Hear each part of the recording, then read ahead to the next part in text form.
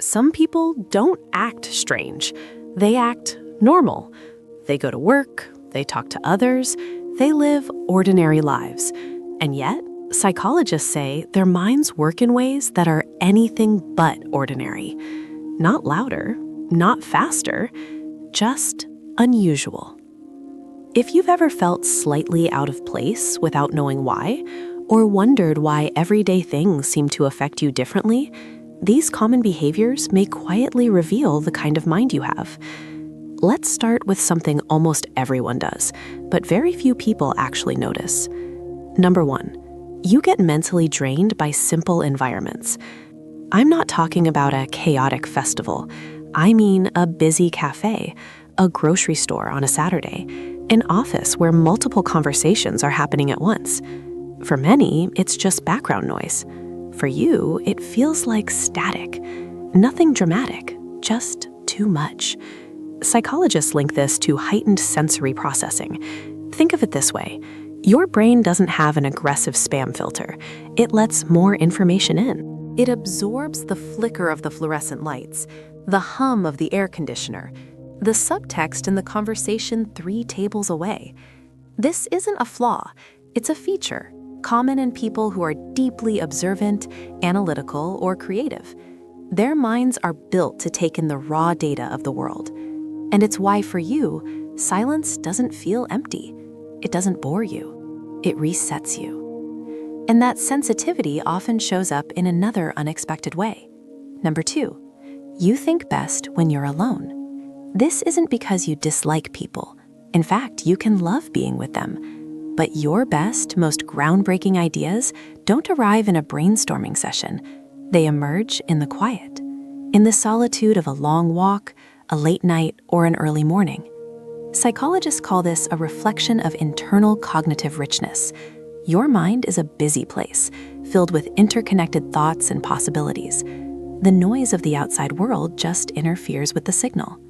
To others, this need for solitude can look like withdrawal or even aloofness. But in reality, it's your workshop. It's the space you need to lay out all the puzzle pieces you've been collecting and finally see how they fit together. It's where your mind does its most profound work. If that sounds familiar, this next one might feel uncomfortably accurate. Number 3, you replay conversations long after they end. And I don't just mean the embarrassing moments you wish you could take back. I mean entire exchanges. What was said, what was meant, the tiny pause before an answer, the subtle shift in tone, the one detail that didn't quite align with everything else. This isn't social anxiety, not necessarily. Psychologists associate this with advanced pattern recognition. Your brain doesn't just experience interactions, it archives and analyzes them. You're not just reliving the moment, you're deconstructing it, looking for the underlying structure, the hidden meaning. You don't just hear the words, you sense the architecture of the conversation. So, what does it all mean? A sensitivity to your environment? A need for solitude to think? A mind that analyzes interactions like a detective? These aren't separate quirks. They are symptoms of a single underlying trait, a mind that processes the world with greater depth. It takes in more data, needs more time to sort through it, and finds patterns others might miss. It can be exhausting. It can make you feel out of sync with the world, but it's also the engine of insight, of empathy, of creativity. Your mind isn't strange. It's just thorough. It's not working wrong. It's just working deeper.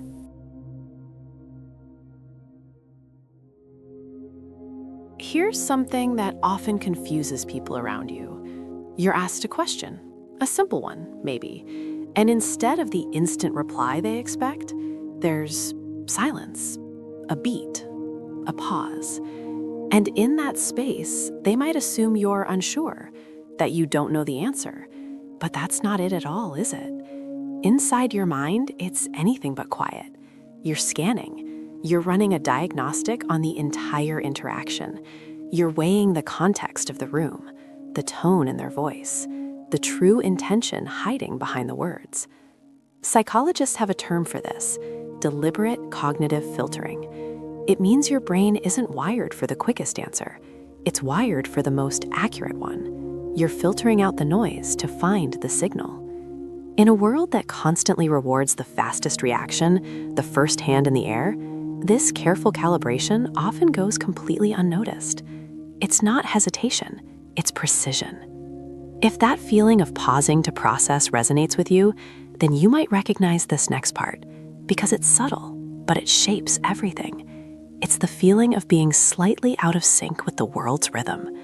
You see the timelines laid out for everyone, the career ladder, the social milestones, the checklist of a normal life that everyone else seems to be following without question. It's not that you reject these things, you just can't help but question them. Why this path? Why in this order? Does it have to be this way? This is what psychologists call independent cognitive framing. Your mind doesn't download the standard social scripts, it insists on building its own framework for meaning, from the ground up, piece by piece. You construct your understanding of the world internally. This doesn't always make life easier, navigating a world that runs on presets, but it does make your life intentional.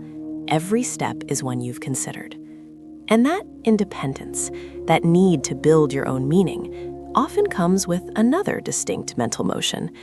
Think about the last time you were truly lost in a task. The world around you dissolved, time itself seemed to bend and warp. You were completely, intensely absorbed. And then, just as suddenly, something shifts. You pull back. The focus lens widens, and you're no longer the actor on the stage. You're an observer in the audience, watching the scene unfold. You see yourself in the room, the dynamics at play, the larger patterns. This switch from deep, granular focus to high-level panoramic awareness is described as cognitive zooming. It's the rare mental flexibility to move between being in the system and observing the system from the outside. It's a powerful tool for insight, this ability to change your altitude of attention at will. Which brings us to the behavior that ties all of this together. The one that explains the quiet exterior. You feel things deeply, incredibly deeply, but you express it quietly. You process your emotions the same way you process a question, internally. You need to reflect before you can react. Psychologists associate this with a high internal complexity. Your inner world is rich, detailed, and vibrant, but it's not loud. It doesn't spill out into grand gestures or immediate emotional displays. And because of that, because your deepest currents run far beneath the surface, people can easily underestimate just how much is happening inside you. If you've heard your own story in these behaviors, know that there is nothing strange about you. Your mind simply isn't built for shortcuts, for noise, for surface-level thinking. It's an instrument built for nuance, for insight, for seeing what others overlook. The real challenge isn't having this kind of mind. It's learning how to trust it in a world that doesn't always have the patience to see its depth. If this felt personal, you're not alone. The quietest minds often have the most to say. For more psychology that reveals what's hidden beneath everyday behavior, follow Goalposphere, because understanding your mind is the first step to truly owning it.